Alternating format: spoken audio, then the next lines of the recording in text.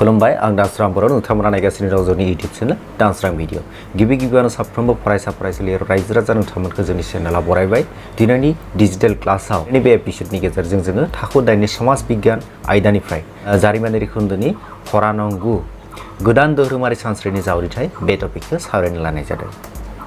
सब फरायसा फरायसुलि नोंथांमोना गावबा गावनि बिजाबाव फरा नं 9 खौ दिहुननानै ला आरो आयदाखौ मोजाङै बुजिनो भिडिअखौ जोबजासिम नायनो थाखाय खावलायबाय।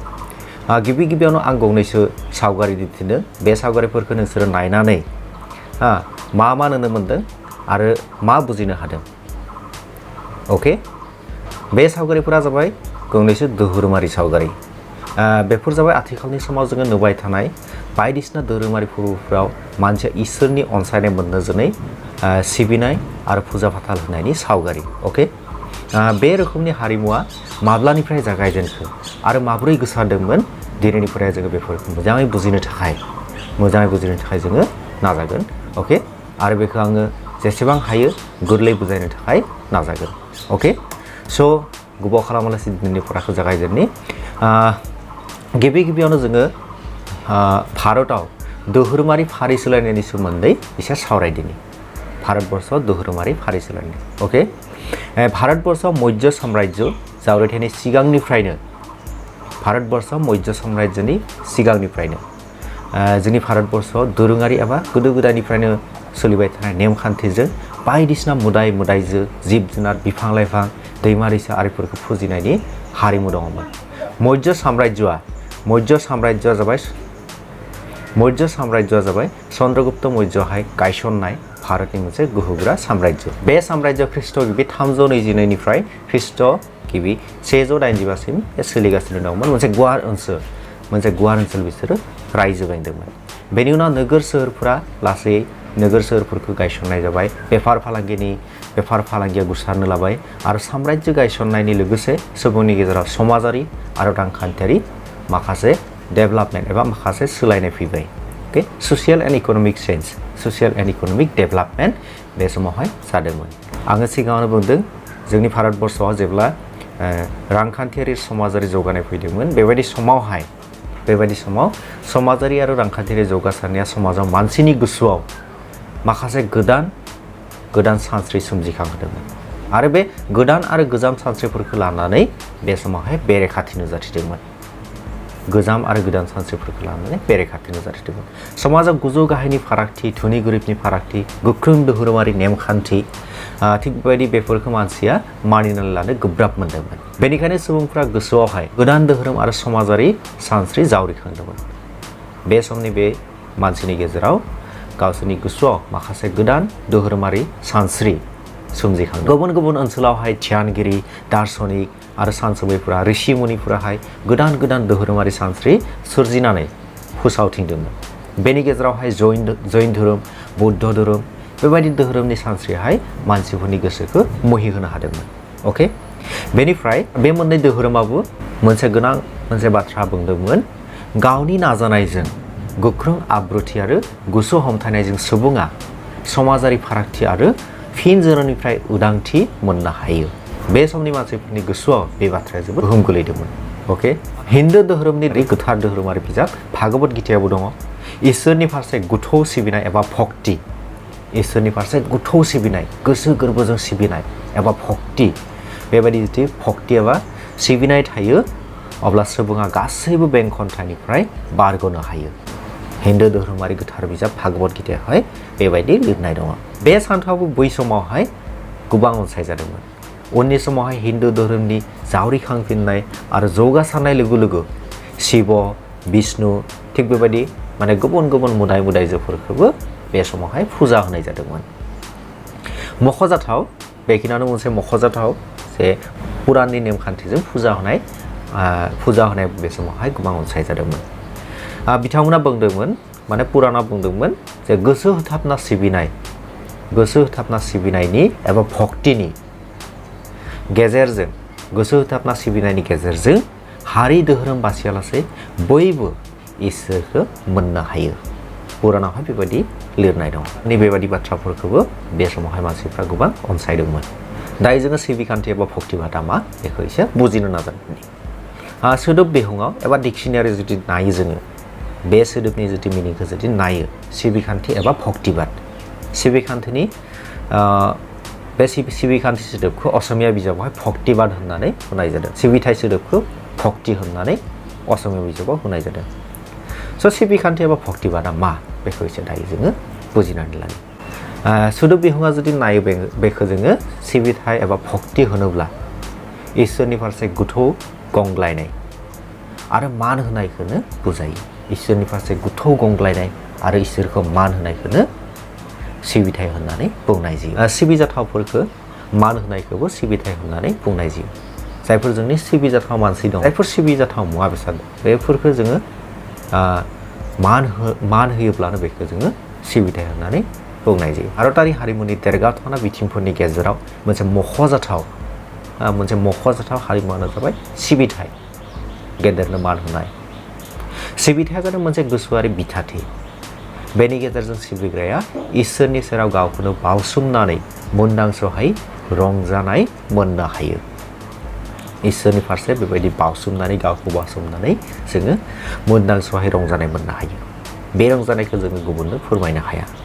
बैदिक थुनलाइनि उपनिषदावहाय गिबिसिन सिबिथाय एबा भक्ति सोदोबखौ लिरनाय जादोंमोन उपनिषद बिजाबावहाय गिबिसिन बे सोदोबखौ बाहायनाय जादोंमोन इसोरजों सुबुं जिउमानि गोरोबनाय इसोरनि फारसे जोबनो गैयै मोजां मोननाय एबा सिबिथायनि सायाव गोनांथि होनानै गेदेमा सुबुंफ्रा जाय सान्थौखौ सोरजिदोंमोन बेखौनो सिबिखान्थि बुंनाय जायो अके क्लियार बै समनि गेदेमा सुबुंफ्रा इसोरनि फारसे अनसायनाय दिन्थिनो थाखाय इसोरखौ सिबिनो थाखाय जाय सान्थौ सोरजिदोंमोन बेखौनो सिबिखान्थि होननानै बुंनाय जायो सिबिखान्थि एबा भक्तिबादनि जावरिथाय एबा जौगासारनाया माब्ला जादोंमोन बेखौ दायो जोङो बुजिनानै लानि ख्रीष्टाब्द 2थि जौथाइनिफ्राय खोला भारतनि तामिल रायजोआव आलबार्स आरो नायनार मुंनि मोननै हारिया सिबिथाय सानस्रिजों समाजारि सांग्रांथि लाबोनो नाजादोंमोन समाजारि सांग्रांथि ससियेल एवारनेस अके आलबार्सफ्रा बैष्णव खान्थि मानिग्रामोन गुबुन फारसे नायनारफ्रा शैव खान्थि मानिग्रामोन जायनि थाखाय आलबार्सफ्रा बैष्णव खान्थि मानिग्रामोन बेनि थाखाय बिसोरो विष्णु सिबिग्रामोन बिसोरनि बायदिब्ला विष्णुआ बयनिख्रुइबो देरसिन आरो सोरजिनि गुदि दुगा सानस्रिफोरखौ नागारनानै इसोरनि सेराव गावखौ बावसोमनो हायोब्ला उदांथि एबा निर्बान मोननो हायो बिसोरनि फोथायनाया बेबायदि सुबुंनि गेजेरावनो इसोरखौ मोननो हायो बेखायनो जिबखौ अनसायनायानो इसोरखौ अनसायनायनि गुदि बिसोर सिबिथाय एबा भक्तिनि सानखांथायफोरखौ मेथाइनि गेजेरजों फोसावथिंदोंमोन बायदिसिना ओनसोलाव थांनानै बायदिसिना ओनसोलावहाय गिदिंथिंनानै बिसोरो मेथाइनि गेजेरजों साधारन मानसिफ्रा बुजिनाय बायदि मेथाइनि गेजेरजों बेफोरखौ फोसावथिंदोंमोन खोला भारतआव बे सिबिथाय सोमावसारनायनि बोहैथिया ख्रीष्टाब्द 11 जौथाइसिम सोलिगासिनो दंमोन बै समाव बेनि गाहाय फालिगिरिया रामानुजमोन अके आलबार्स आरो नायनारफोरनि समब्रा समब्रि एबा एखे समावनो खोला भारतनि केराला हादरसायावबो सिबिथाय सानस्रिखौ बिथा खालामनानै शंकराचार्य मुनि सासे गेदेमा दैदेनगिरिया मोनसे सान्थौ गुबै धोरोमारि मथाइ जावरिखांहोदोंमोन बेयाव सासेल' सोरजिगिरिनि खान्थि फोथायग्रामोन बिथाङा सासेल' जोंनि बुहुमखौ सासेल' इसोरा बुहुमखौ सोरजिदों बेबायदि बिथाङा फोथायोमोन अके आरो बिथांनि बायदिब्ला जिउमा आरो इसोरनि गेजेराव जेबो फाराग गैया आत्मा एबा जिउमा आरो इसोर बेनि गेजेराव जेबो फाराग गैया मानसिनि गेजेरावनो इसोरा गोसारनानै थायो गोथार गियान आरो गोथार मावथायनि गेजेरजों सुबुङा उदांथि मोननो हायो गोथार गोसोजों जोङो जुदि इसोरखौ सिबियो गोथार गोसोजों जुदि जोङो खामानिफोरखौ मावलाङो जोङो जेब्लाबो जुदि सैथो लामाजों सोलियो अब्ला जोङो इसोरखौ मोननो हायो बेबायदिनो बिथाङा जेरावबो फोसावथिंदोंमोन बेबायदि सिबिखान्थिनि गोदान सानस्रिया भारतारि समाज आरो हारिमुआव गोहोम खोख्लैदोंमोन गेजेर मुगाया बेफोरबायदि सिबिखान्थियारि समाजदानाया सा सानजा भारतआवहाय गोसारलांदोंमोन बेबायदिनो दुलाराय भारतबर्षआव बे सिबिखान्थिया बयजोंबो मोनसे समावहाय अनसायजादों अके गेजेर मुगाया भारतआव माखासे आरोबाव गोदान जेंना नुजाथिदोंमोन हिन्दु धोरोमनि गोरा नेमखान्थि हारि बासिनाय खान्थि गाहाय गोजौ दोहोनि गोरिब आरो फारागथिफोरा समाजनि गाहाय थाखोनि राजाफोरखौ सुखुयै खालामदोंमोन बिसोरो बेनिफ्राय बारग'नो थाखाय लामा नागिरदोंमोन राहा नागिरदोंमोन बेनि उनाव ख्रीष्टाब्द 9थि जौथाइनिफ्राय इस्लाम धोरोमारि तुर्की आफगानफ्रा जोंनि भारतबर्षआव हाबफैदोंमोन लासै लासै भारतआ बिसोरनि खुंथाया गोजोर जानो हमनायसै बिसोरो भारतबर्षआवनो थाजोरै थालांनो हमनायसै बेयावनो बिसोरनि राजउलाफाद गायसनबाय बै समाव गेजेर एसियानिफ्राय सानैसो इस्लाम धोरोमारि फोसावदिंग्राफ्रा भारतआव हाबफैदोंमोन बिसोरो भारतआव इस्लाम धोरोम फोसावदिंनायाव गोसो होथाबनायसै बिसोरो सुल्तानफोरनिबो अनसायनाय मोननो हादोंमोन अके इस्लाम धोरोमाव रंजा बाजा जैग होनाय आरो मुसुखा फुजिनाय गैयामोन बे धोरोमाव सासेल' इसोर जायखौ बिसोरो आल्लाह होननानै बुङो बिसोरो आल्लाहखौ फुजिदोंमोन आल्लाहनि नोजोराव बयबो समान जाहोनाव हिन्दु समाजनि माखासे नेवसि जानाय सुबुङा बे धोरोमनि फारसे खर' गंग्लायनो हमनायसै इस्लाम धोरोमा फोसावनाय बे खान्थिखौनो बे सानस्रिखौनो सुफि खान्थि होननानै मिथिनाय जायो अके बेनिखायनो ख्रीष्टाब्द 13 जौथाइनिफ्राय 16 जौथाइनि गेजेराव गोबां सान्थौगिरि हारोंसा आरो समाज फोसाबगिरिफोरा भारतनि गुबुन गुबुन जायगायाव सिबिखान्थि आयदा लानानै समाज फोसावनाय आरो समाजारि सांग्रांथि लाबोनाय बेबायदि खामानियाव नांथाबदोंमोन बिसोरो फोसावदोंमोन इसोरा सासेल' जेरैबो गोहोगोनां आरो मिथिजोबनाय इसोरा सासेल' जेरैबो गोहोगोनां गासैबो मिथिजोबनाय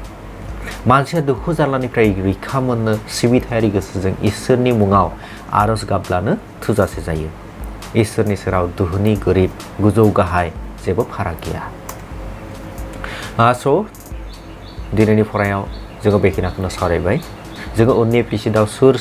सान्थौगिरि आरो फोसावगिरिफोरा भारतआव सिबिखान्थि समाजनायाव बाहागो लादोंमोन बेखौ जोङो सावरायनो नाजागोन दिनैनि फरायनिफ्राय माबाफोर जुदि मिथिनो गोनां आरो सोंलुफोर जुदि थायो कमेन्ट खालामनानै फोरमायहोनो थाखाय खावलायबाय भिडिअखौ नायनानै जुदि मोजां मोनो अन्नानै लाइक कमेन्ट आरो शेयार खालामनो थाखाय खावलायबाय जोबथानाय भिडिअखौ नायनो थाखाय साबायखर बावनानै दिनैनि एपिसोडखौ एसेयावनो दोनथ'नाय जाबाय गोजोन्थों खुलुमबाय